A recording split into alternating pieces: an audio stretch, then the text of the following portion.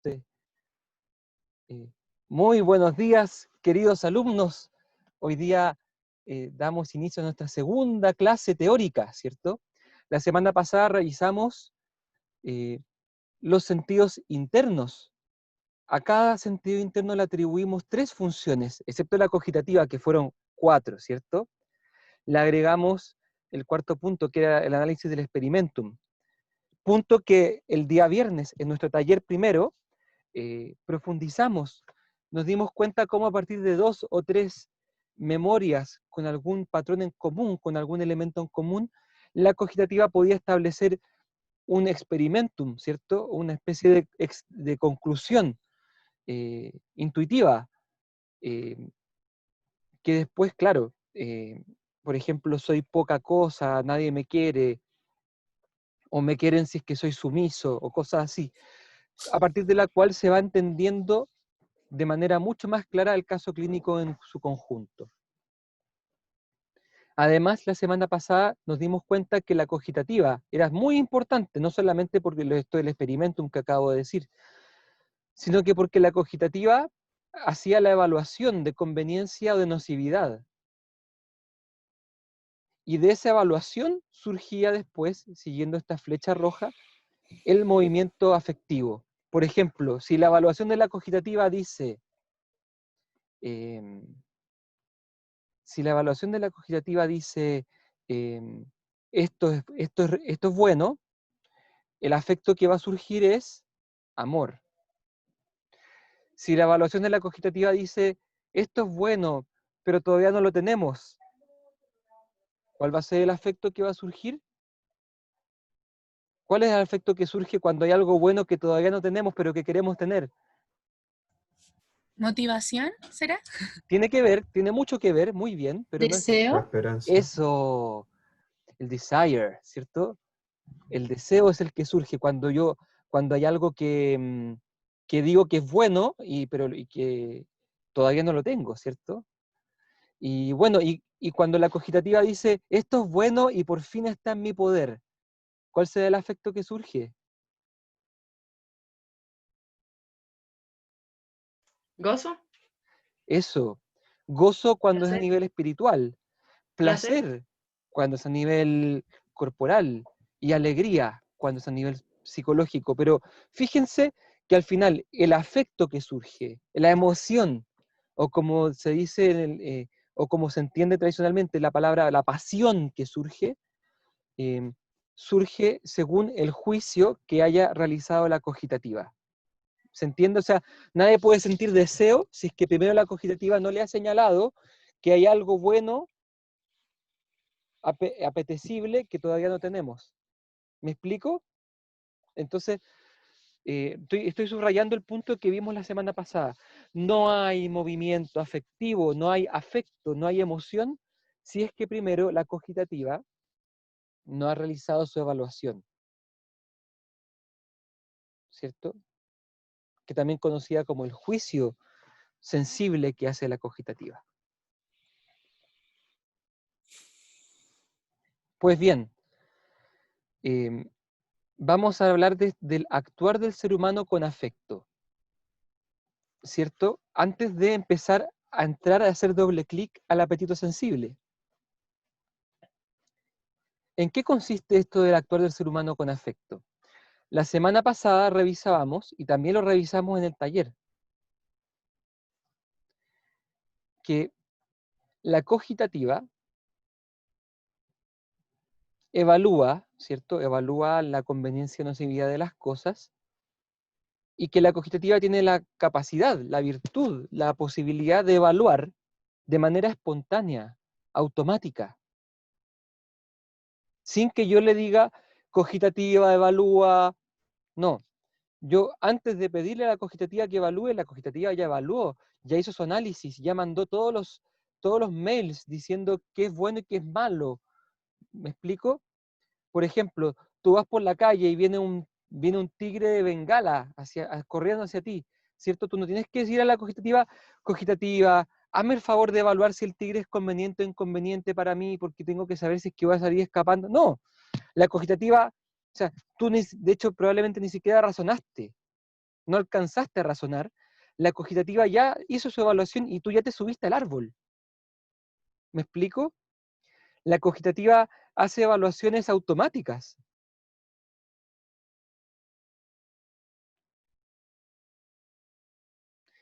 Y de aquí, atención, de aquí puede ocurrir que la cogitativa haga evaluaciones automáticas de conveniencia o de inconveniencia que se riñen con la evaluación que hace la razón.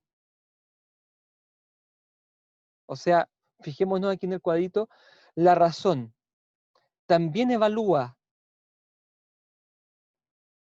no solo la cogitativa, pero obviamente evalúan de manera distinta. La cogitativa evalúa de manera sensitiva, guiada por las imágenes de las cosas.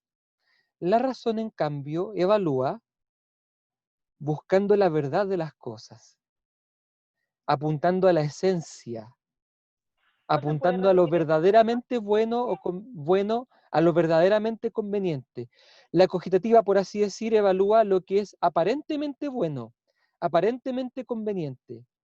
La razón, en cambio, excepto que esté muy anulada o muy torcida, va a buscar la evaluación verdadera de las cosas.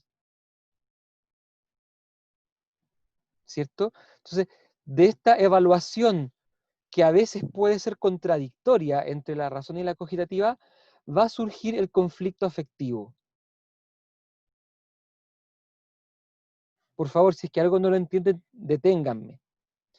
Por ahora, anoten ahí muy claramente la diferencia entre la evaluación de la razón y la de la cogitativa. La de la cogitativa es espontánea, automática, puede ocurrir sin que uno quiera, eh, y se guía por la apariencia, por la imagen de la cosa. En ¿Profe? cambio, la razón se guía por la verdad, por la esencia, por lo verdaderamente bueno para uno. Escucho, preguntas. Que podría ser un ejemplo como de que me gusta alguien y me doy cuenta por la razón de que no puede ser. Por ejemplo, no sé, es no sé, algo prohibido. Amor Eso prohibido, podría ser algo así, sí. Eso podría ser como cogitativa, como aparentemente, no sé, siento que me gusta, pero mi razón, ay, perdón, mi razón me dice que no es eso correcto. es. Ese es un muy buen caso, ¿cierto? Un amor prohibido. Eh, La Teresa ahí la, pone una canción. amor, En el chat. hay una cancioncita por ahí. Entonces, sí, es eso. En mi época había una canción de Pablo Herrera. ¿Ubican a Pablo Herrera, un cantante chileno muy antiguo? Muy No, antiguo, yo creo que yo añejo. lo cacho, Bueno, él profe. cantaba Amor prohibido, llévame a donde quieras ir, ¿cierto? Ese, sí, aquí hay. Entonces, bueno, y hay otras canciones, ¿cierto? Camilo Sesto, también muy antigua. A escondidas tengo que amarte, a escondidas como un cobarde. Bueno, hay muchas canciones que eran de esto. Ya tenemos a la noche, ¿cierto? Una, otra y otra vez, que nadie se entere, a escondidas, ¿cierto? Es así que les suena, no me vengan con cuentos, ¿cierto? Em, entonces, el punto cuál es, que la cogitativa dice, "Mmm, qué agradable esta persona, mmm, pero qué deleitable es, mmm", ¿cierto? La cogitativa evalúa, dice, pero qué bueno sería que pasara algo. Eh, y la razón dice, es la polola de mi mejor amigo, ¿cierto? Eh, y tu mejor amigo se merece respeto, ¿cierto? Entonces tú no te puedes meter con la polola de tu mejor amigo. La razón pone el límite, ¿cierto? La razón se da cuenta de las cosas. Dice, mira, la razón dice, la podrás pasar muy bien, pero vas a perder un amigo para siempre. Y además que ahí no sabéis lo que va a pasar, qué embarrada puede quedar. Imagínate la dejáis esperando guagua. Imagínate la cagadita. Entonces, la razón piensa futuro. La cogitativa no piensa futuro, piensa aquí y ahora, esto sería rico. ¿Me explico? Y entonces ¿cuál es el problema acá? Que si esto quedara en dos tipos de evaluaciones racionales, no sería tan difícil, porque uno evaluaría, por así decir, dos razonamientos. Uno que es más aparente, como por ejemplo que la polola del mejor amigo está buena, está sola, por decir palabras fáciles, perdonen si me expreso mal. Y la razón diría, es la polola del mejor amigo, merece respeto, no sé qué, ya. Pero si quedara ahí, uno podría fácilmente pensar, discernir, ya, obviamente que lo más verdadero es lo que me dice la razón. El problema es que cuando la cogitativa dice, la polola del mejor amigo es bella, es deseable, este mensaje la cogitativa lo envía, síganme el mouse, al apetito sensible, al sensible. Y entonces surge el afecto, surge la emoción, surge el afecto de gusto, ¿cierto? El amor, surge el deseo, que en este caso es deseo sexual, deseo amoroso, deseo de conquista, como se le quiera ver. Entonces, ya no es la razón peleando contra una evaluación, es la razón peleando contra una tendencia, la razón peleando contra una sensación, contra una necesidad.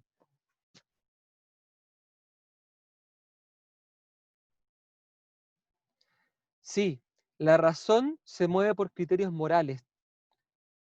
El afecto, en principio, se mueve siguiendo lo que la cogitativa le dijo, y la cogitativa evalúa las cosas tal como le llegan.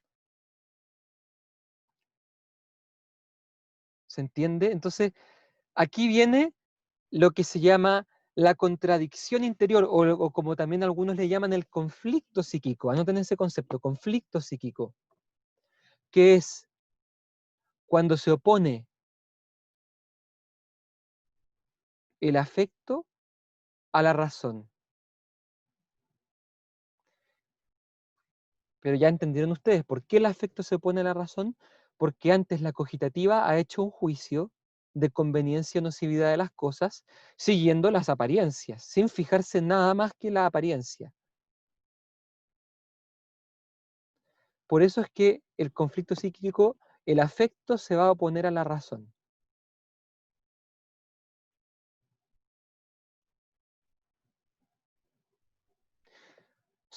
Sigamos con el ejemplo este del, eh, o pongamos, a ver, bueno, sigamos con este ejemplo, el del varón que siente una tentación hacia la polola de su mejor amigo, ¿cierto? Entonces, imaginémonos que entonces, claro, el mejor amigo anda de viaje fuera de Chile y la polola del mejor amigo llama al mejor amigo de su pololo y le dice, ven a acompañarme porque me siento tan sola, estoy tan triste, ¿cierto? Entonces,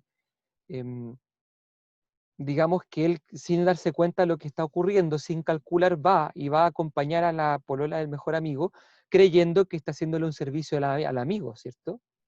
Y cuando llega allí, bueno, no sé, la, imaginemos que ella se pone cariñosa, que está tan sola, él también está solo mucho tiempo y como que se fija en ella, ¿cierto? Entonces, imaginemos entonces que la cogitativa ya le ha dicho a este amigo, oye, pero qué simpática es esta mujer, pero qué atractiva, pero qué deseable. Además que no hay nadie ahora en la casa. Podríamos aprovechar de llegar al gozo, al deleite, ¿cierto? Eh, la cogitativa dice eso.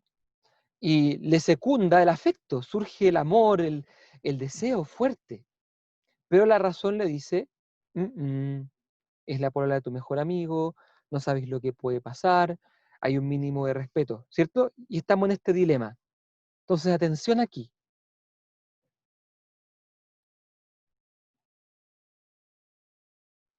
Dos opciones. Imaginemos opción 1, ¿cierto?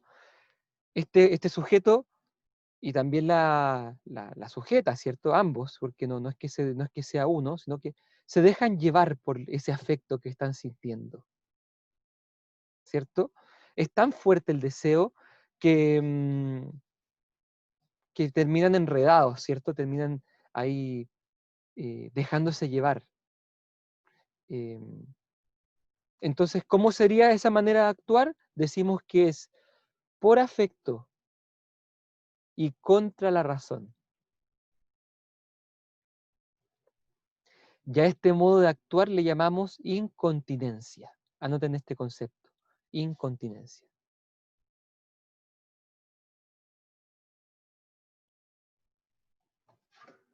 ¿Cuál es la otra opción?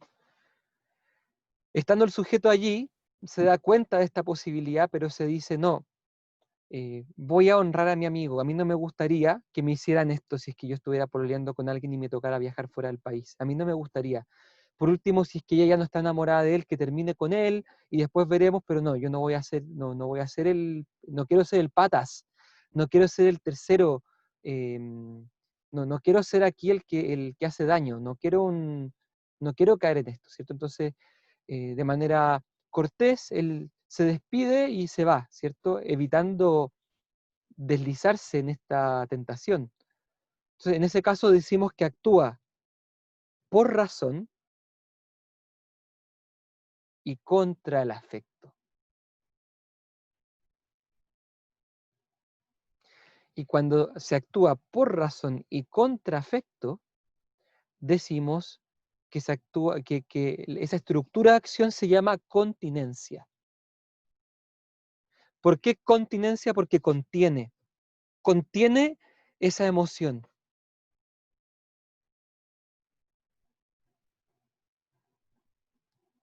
Entonces tenemos hasta aquí incontinencia. ¿Cómo dijo?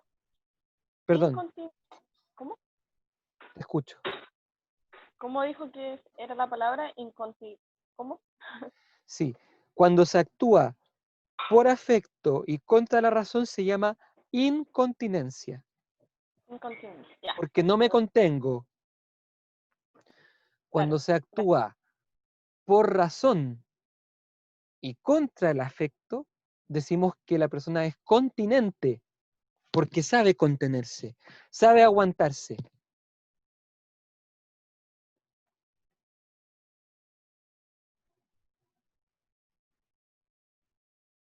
¿Cierto?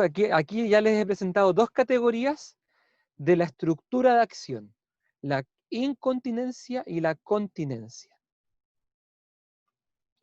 Vamos aquí a armar una diapositiva eh, con la que vamos a graficar eso. Entonces, aquí tenemos la segunda.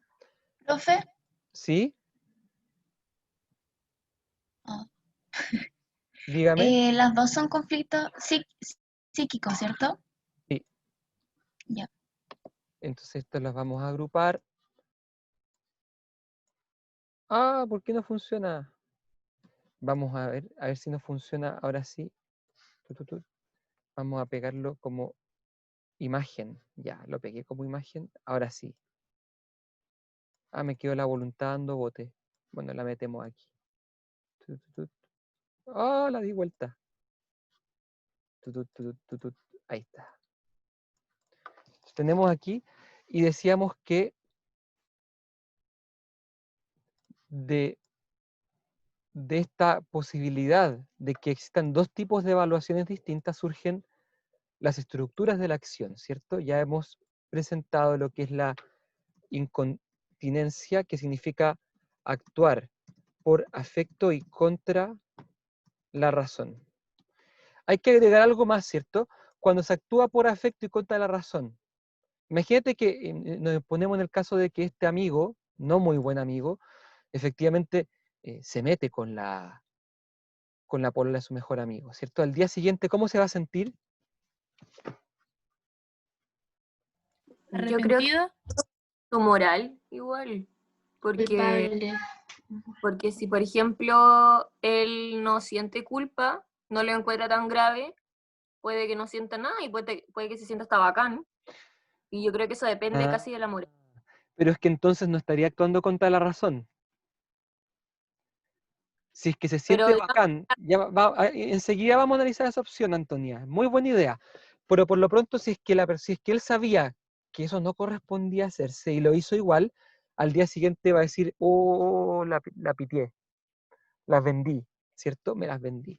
Entonces, eh, es muy común que la persona incontinente, después de dejarse llevar por el afecto, se sienta culpa,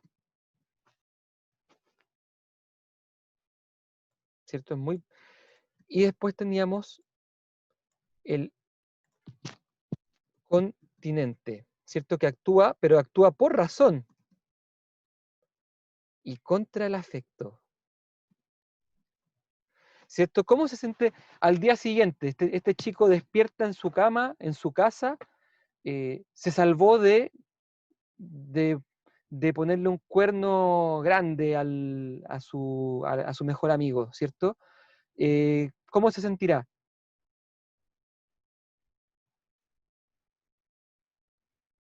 Sí. Aliviado. Alivio, sí. ¿Solo eso? ¿Como satisfecho? Algo así. Sí, yo diría que es satisfecho, ¿cierto?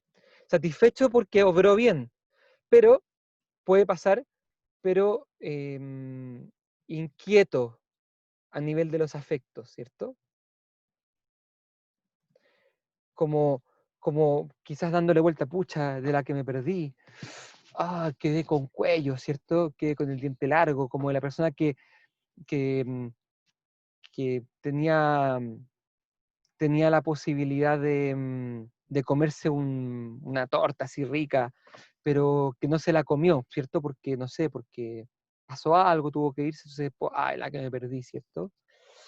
Y se puede quedar como relamiendo la idea de lo que se perdió, ¿cierto? Satisfecho sí, pero inquieto, ¿cierto? El incontinente no siente la inquietud porque satisfizo su afecto, pero siente culpa,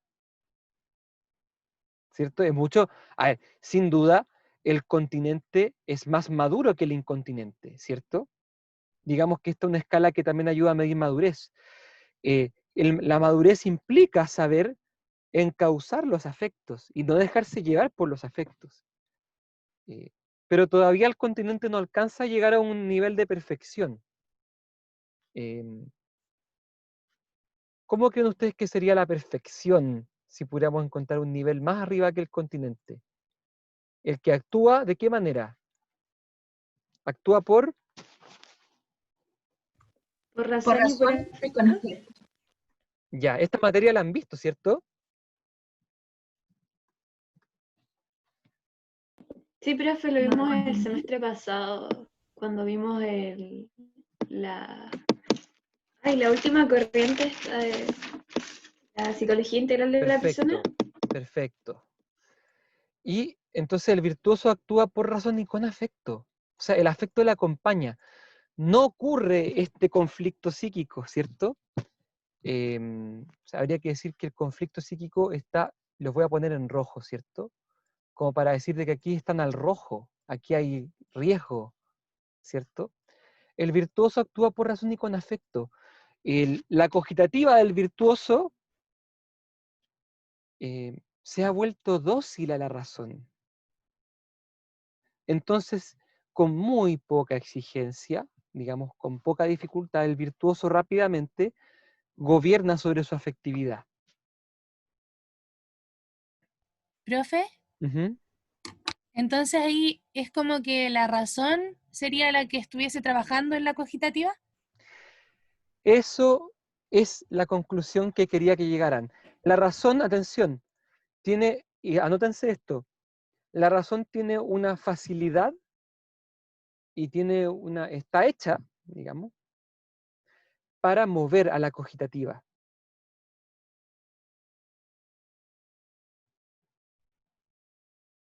¿Cierto? Si uno se concentra en razonar algo, lo más probable es que la cogitativa tome nota del razonamiento que hizo la razón y cambie su manera de evaluar, ¿cierto? Por ejemplo, estoy muy enojado con alguien, ¿cierto? Porque me pasó a llevar, porque no me esperó o porque me dejó plantado, yo había quedado en llegar a tal lugar a tal hora, yo llegué y la otra persona no llegó, me enojo, ¿cierto? Me enojo. Y empecé a decir, siempre esta gente tan irresponsable que llegan tarde, ¿para qué avisan? ¿Para qué tienen celular? ¿Y por qué no me mandó un mensaje, ¿cierto? Pero después me entero, claro, que me cuentan que lo que le pasó es que tuvo un accidente, etcétera. Entonces se me quita el enojo al tiro. Cuando yo razono y me doy cuenta que lo que hubo es que hubo un accidente, que en realidad no hubo mala intención, eso lo razono y inmediatamente se me acaba el enojo. ¿Me explico? Entonces, la cogitativa se puede mover por la razón. Es dócil a la razón. Y en el virtuoso esto se da de manera máxima. La cogitativa de alguna manera en el virtuoso se ha acostumbrado a los juicios de la razón. Entonces, pongamos la misma situación de este varón que la polola de su mejor amigo lo llama, ¿cierto? Imaginemos que él es virtuoso, ¿cierto? Entonces, imaginemos también que él acude. Está allá con la niña y la niña empieza como a ser cariñosa. Él rápidamente capta hacia dónde va la cosa. No alcanza a sentirse tan involucrado efectivamente. Puede ser que perciba que es bonita, pero digamos, no alcanza a hacer esto algo que le desequilibre de lo que él siempre tiene fijo en la cabeza, que es la fidelidad a su amigo. Entonces, no, digamos que estando allí, dos opciones, como o no se siente tentado, o si siente tentación, la vence fácilmente. Eso significa ser virtuoso. No significa que nunca haya un desorden, pero significa que si hay un desorden, le es fácil sobreponerse. ¿Me explico? Digamos que convence rápidamente a su afecto. Entonces, le es muy fácil decirle, ¿sabes qué? Qué bueno que estás bien, yo tengo que volver a mi casa, gracias por la invitación, nos vemos. Incluso puede mandarle una foto a su mejor amigo, mira, aquí vine a dejarle algo a tu polola, saludos te mandamos, chao. Me explico, pero no se siente tan tentado, o derechamente no se tienta. Ese sería el virtuoso. Y claro, el virtuoso actúa plenamente. ¿Cómo queda el virtuoso después de actuar? Plenamente satisfecho, sin inquietudes, en paz. Ahora bien, vamos a completar este esquema que se llama estructura de acción. Vamos a insertar este nombre, estructura de acción. Y vamos a colocar ahora el otro extremo, que es el que ya había preanunciado una compañera de ustedes cuando dijo, ¿y qué pasa si es que él se mete con la polola de su mejor amigo y le da lo mismo, se siente hasta bacán? Incluso se dice a sí mismo, que es Gil, mi amigo, el que fue a Melipilla perdió su silla. Entonces este es el que llamamos que es vicioso, ¿cierto? Está en el vicio. Y el vicioso actúa, ¿cómo actúa el vicioso? Por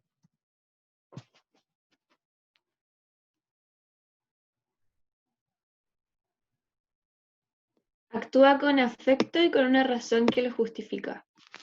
claro, actúa por afecto, se deja llevar por lo que siente, y con razón que deberíamos llamarle torcida, corrompida, embaucada, llamémosle por ahora torcida, ¿cierto? Coma, o paréntesis, que justifica.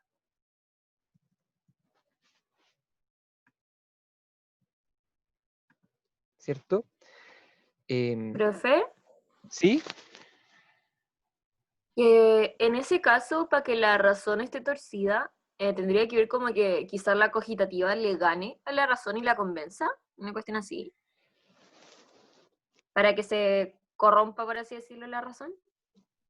En algún momento de su vida tuvo que haber sido así.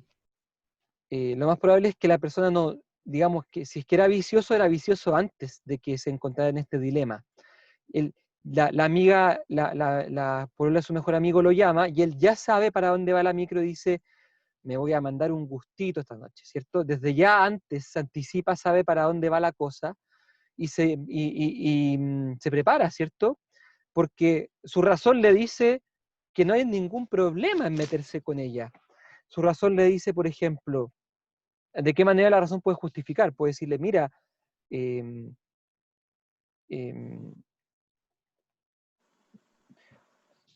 es natural que el hombre y la mujer sientan deseos fuera de las relaciones estables.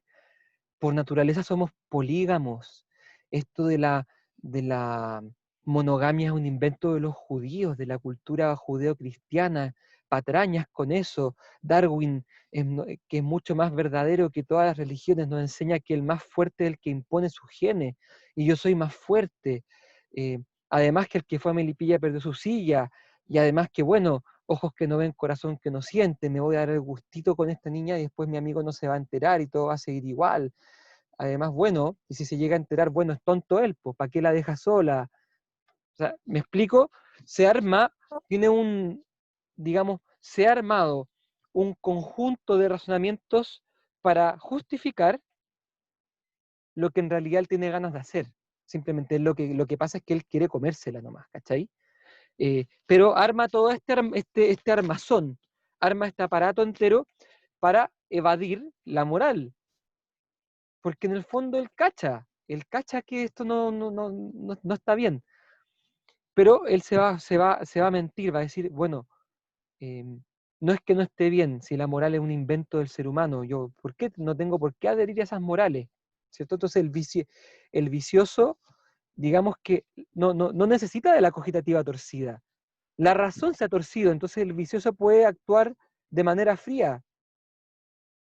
Entonces sería como en los casos de los pedófilos o cosas así que se justifican cuando, o sea, estamos hablando de una escala mucho más grave, porque ya pasa a ser un crimen o cualquier tipo de crimen como que uno no se termina de entender racionalmente cómo es que pasan, pero por lo que yo tengo entendido como que en ese caso de la pedofilia como que estos adultos al final se autoconvencen diciendo la edad es solo un número o yo me siento como un niño, entonces Eso ¿se podría aplicar a ese tipo de se, casos? se aplica perfectamente, siempre y cuando sea una pedofilia que sea, por así decir, consentida. Porque también yo conozco gente que siente inclinación hacia los niños, pero que no está de acuerdo con ella y que lucha contra ella. En ese caso podría ser continente quizás, o incontinente si es que digamos, si es que llega a cometer un crimen. Pero claro, en un pedófilo de estos de película, estos que muestran en la tele, que la persona como que está convencida, está jugada por la idea, bueno, que está ideologizada, podemos decir. Ujú. Claro, aquí decimos que es vicio. ¿Y cómo se siente el vicioso después de actuar? Bien, creo yo, porque tiene todo a su favor. Claro, se siente satisfecho, podríamos decir que tranquilo, eh, pero es una tranquilidad muy distinta a la del virtuoso, porque de alguna manera el vicioso, con su manera de ser, dejándose llevar solamente de manera egoísta por lo que él siente, va a entrar tarde o temprano en problemas con los demás, ¿cierto? Satisfecho, tranquilo, pero en conflicto con los demás. Tarde o temprano el vicioso va a entrar en conflicto con todo el mundo que le rodea, porque dejándose llevar por lo que es, por por su propia ley, sin tomar en cuenta nada más que su deseo, evidentemente tarde o temprano pasa a llevar a la gente. Y eso le trae muchos problemas, que él además va a decir que la gente es la tonta, la gente es la atrasada, que se deja llevar por estas morales antiguas. Eh, en realidad, eh, tenemos que caminar juntos hacia una civilización donde niños y adultos no tengan pudores, complejos o tabúes, donde si un niño ama a un adulto puedan estar juntos, donde haya libertad verdadera, porque hoy día habría opresión. Me explico, estoy haciendo todo un discurso inventado ahora que justifica su manera de actuar.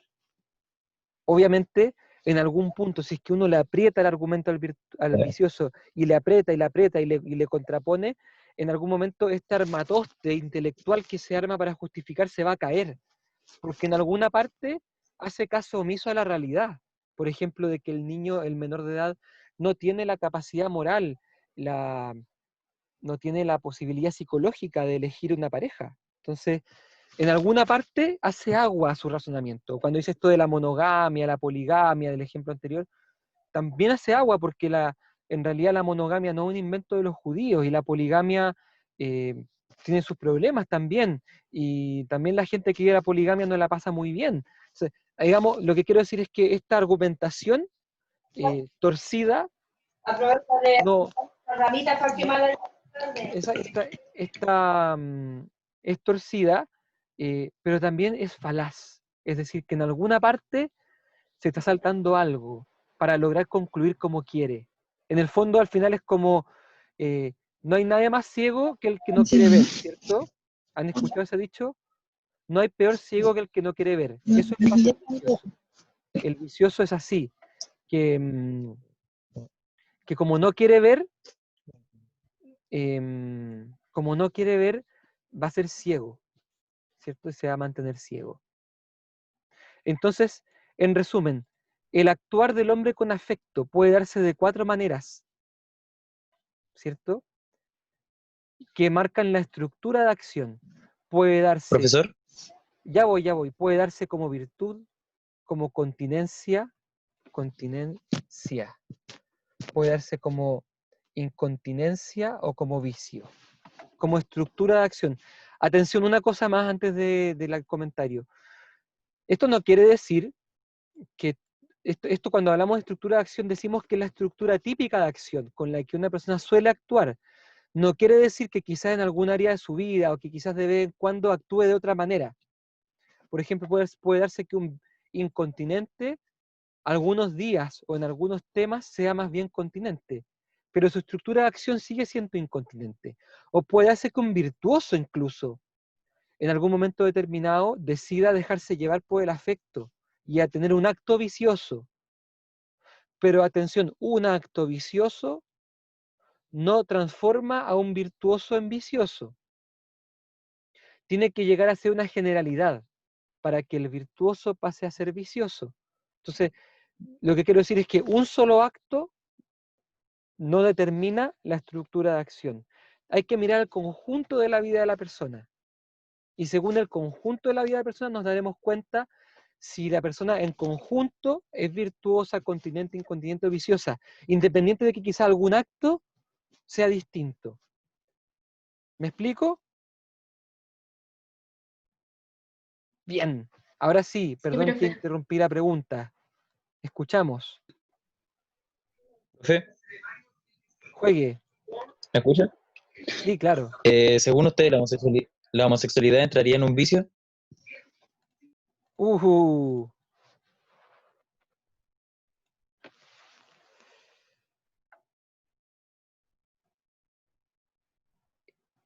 yo diría que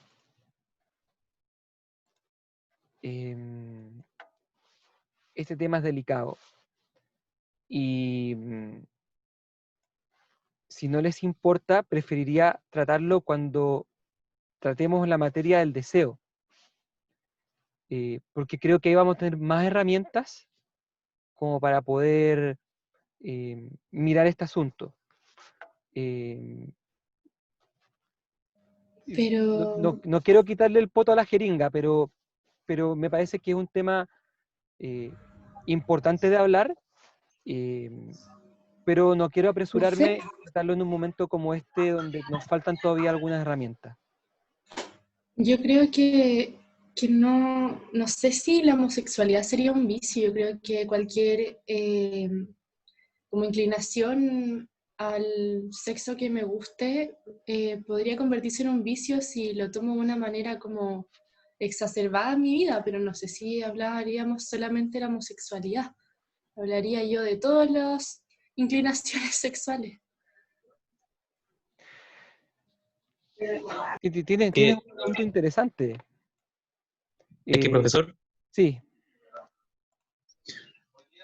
yo no de ninguna manera soy homofóbico. Eso es lo que me llama la atención, porque el discurso que usted dio, que como que intentaría racionalizar a un pedófilo, eh, el mismo discurso que habla de que ya las personas están quedando con una conciencia atrasada, de que la gente está hablando de, o sea, que la gente no supera los tabúes, que existen otras demostraciones de amor, que se puede sentir afecto entre dos personas sin derribando las barreras tradicionales. Y ese es como el típico discurso a favor de la homosexualidad. Yo no estoy en contra de la homosexualidad, pero según esto me pareciera que se podría decir que se puede considerar como un vicio. miren, insisto con el punto. El tema, es difícil hablar de este tema, es difícil hablar de ese tema porque, digamos, socialmente hay como una, una mirada muy, muy potente que es única y si uno en general, si uno trata de poner un matiz o de pensarlo, eh, digamos que es un tema muy crítico. Entonces yo no quisiera en verdad,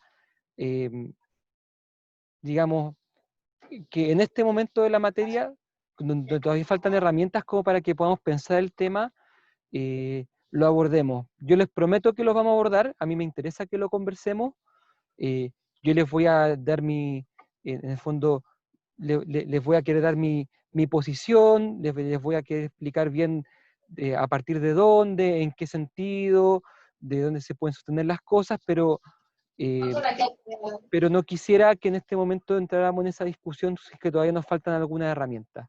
Entonces, eso, no les quiero quitar el poto a la jeringa, yo les prometo que vamos a hablar del tema, y que también vamos a escuchar entre todos lo que pensamos aquí en el curso, pero en este momento yo preferiría dejar este tema guardadito aquí y lo revisamos un poquito más adelante. ¿Les parece? Y disculpen si es que alguno estaba muy ávido de querer hablarlo al tiro. Eso. Entonces, aquí está la estructura de acción. Están estas 4 formas de disponerse y de actuar por la vida. Y cuando veamos, cuando este viernes analicemos el caso clínico, lo primero que vamos a hacer, porque ya buscamos el experimentum, ¿cierto? Vamos a buscar esta contradicción entre razón y afecto y vamos a buscar cuál es la estructura de acción de los casos clínicos, porque como ustedes van a ver, todo paciente que llega a la consulta normalmente está acá, o en la incontinencia o en la continencia. ¿Por qué no llegan viciosos a la consulta? Porque están satisfechos, como se dice en lenguaje psiquiátrico, son egosintónicos. Les gusta como son. En cambio, y bueno, entonces el vicioso nunca va a ir a la consulta, excepto que vaya por otro motivo, por ejemplo, porque tiene problemas para dormir, o porque su señora lo obliga a ir, porque si no se van a separar, cosas así que pasan, que yo me ha tocado ver, ¿cierto? Y que es muy poco probable la posibilidad de hacer terapia, porque la persona no quiere cambiar. Y está el virtuoso también, que difícilmente va a ir a terapia porque se siente bien, está integrado, está satisfecho, es capaz de lidiar con su mundo emocional. Normalmente la persona que va a llegar a terapia o es incontinente o es continente. Ahora bien, una cosa más que aquí debo aclarar. Esta escala, aquí como la ven, parece ser una escala simplemente moral. Como diciendo, el vicioso es malo, el incontinente es malo, pero es menos malo, el continente es bueno, pero no tanto, y el virtuoso es pro. ¿Cierto? Uno podría querer como hacer este juego de que esta persona es buena, esta es menos buena, esta es más o menos y esta es mala. Quiero hacer una salvedad. Si bien uno puede enfrentar esto como a nivel de estructura moral de acción, la intención de este curso no es hacerlo a nivel moral, porque nosotros no estamos estudiando la moralidad de las acciones todavía. Se la van a estudiar el próximo, en la asignatura de afectividad y mal moral, que la van a ver el próximo año.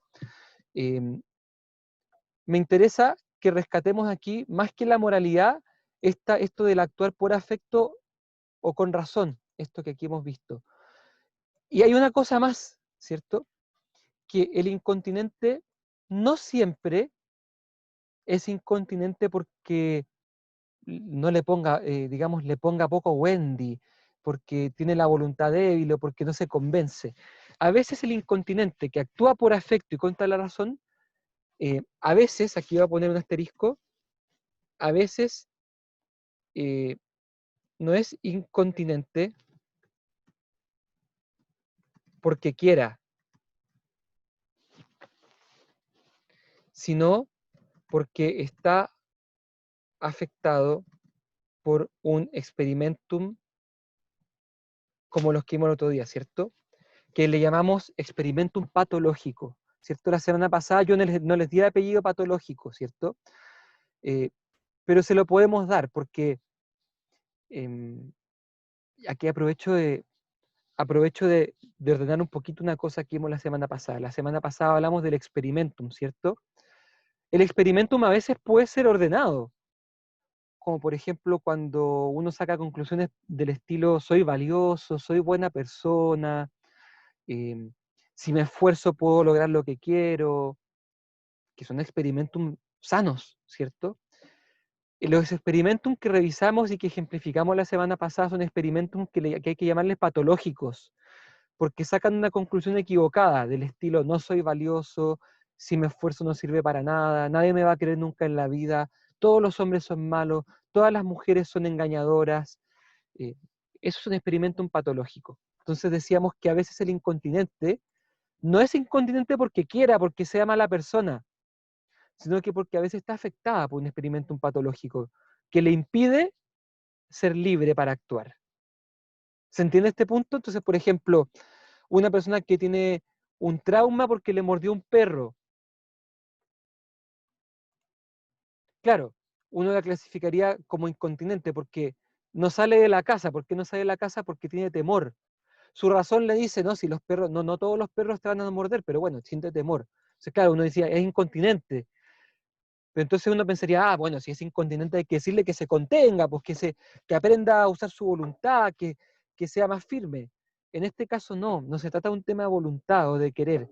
En este caso, si se diera un trauma, como por ejemplo haber sido mordido por un perro cuando chico, está siendo afectado por un experimentum patológico. Y eso hace que por más que se esfuerce la persona, no pueda salir de la estructura incontinente. ¿Me expliqué bien ahora? Entonces, dos conceptos nuevos. Diferencia entre el experimentum sano y el patológico. Y dos, la incontinencia que no es voluntaria, sino que se debe a algún tipo de experimentum patológico.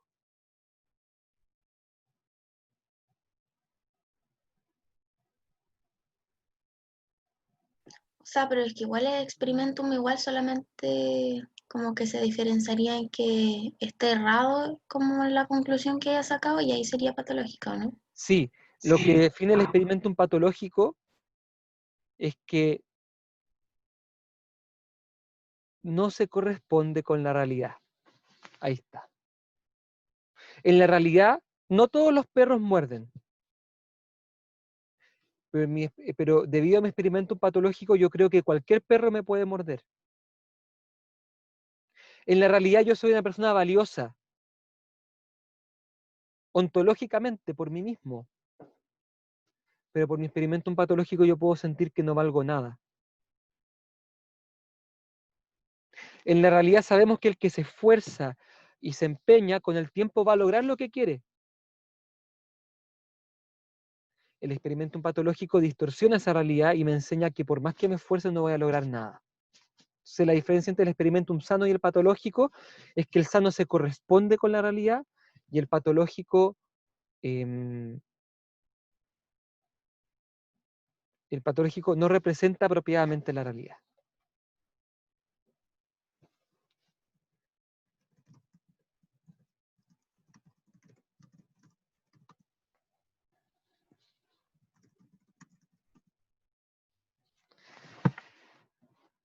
Perfecto, hemos visto la estructura de acción, qué importante que lo hayamos visto. Esto va a ser central a la hora de analizar cualquier caso clínico, lograr descubrir en cuál estructura de acción está. Entendiendo que la estructura de acción, en el fondo, toma en cuenta dos variantes, la razón y el afecto. La razón que está aquí arriba, ¿cierto? La voy a encerrar en un circulito, formas.